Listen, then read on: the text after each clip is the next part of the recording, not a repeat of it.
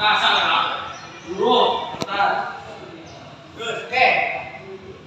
Siap? Oke. Bismillahirrahmanirrahim. Paragraf termasuk kata apa kalimat? Termasuk ulang? Kenapa termasuk kata? Karena mengandung arti. Apa artinya? Artinya adalah kesatuan kalimat yang baru di dalamnya terdapat aspek gagasan utama, kata kunci, dan kalimat pendukung. Kalau termasuk kata, ya, kalau termasuk kata, kenapa? Benda. Kenapa lebih suka benda? Karena mengistilahkan suatu benda. Benda apa? Benda teks. Dari mana diketahui bahwa paragraf tersebut adalah benda teks? Dari arti. Arti yang mana yang menunjukkan bahwa paragraf itu teks? Kesatuan kalimat. Ini yang menunjukkannya. Kemudian kesatuan kalimat yang padu di dalamnya terdapat aspek gagasan utama, kata kunci, dan kalimat pendukung disebut istilah paragraf. Kemudian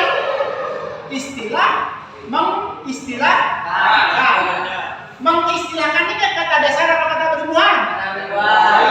Imbuhannya adalah meng dan kan. Meng imbuhan awal disebut kan imbuhan akhir disebut awal akhir disebut semua imbuhan disebut alfiksasi. Jadi dasarnya adalah istilah apa? Istilah paragraf. Apa istilah paragraf? Istilah yang mengungkapkan makna, konsep, proses, dan ciri khas. Kemudian makna, konsep, proses, dan ciri satukan menjadi rangkuman. Ini ya, ada istilah rangkuman, kemudian ringkasan, ada resume, ada kesimpulan. Terserah. Tapi kalian ambil yang satu saja, yang rangkuman. Nah, kenapa harus rangkuman? Karena harus tersusun maksudnya. Aspek-aspeknya harus tersusun. Ketika sudah merangkum, berarti kalian sudah paham. Maka kalian diharapkan memberikan pesan. Pesan apa yang kalian dapat setelah mempelajari materi tentang paragraf? Oke, lanjut. Kemudian kalian mencari sumber data. Yang dimaksud dengan sumber data ini, kalian mencari jenis-jenis paragraf. Ada paragraf naratif, ada paragraf persuasif, ada paragraf deskriptif, dan eksposisi juga yang lainnya, terserah. Kemudian yang kalian dapat, baik yang naratif, baik yang persuasif, baik yang deskriptif, baik yang eksposisi, itu ditinjau, dianalisis. Analisis data. Apanya yang dianalisis? Cari. Apanya yang dicari? Cari gagasan utamanya, cari kata kuncinya, cari kalimat pendukungnya dicari. Nah, kemudian lintas kurikulum.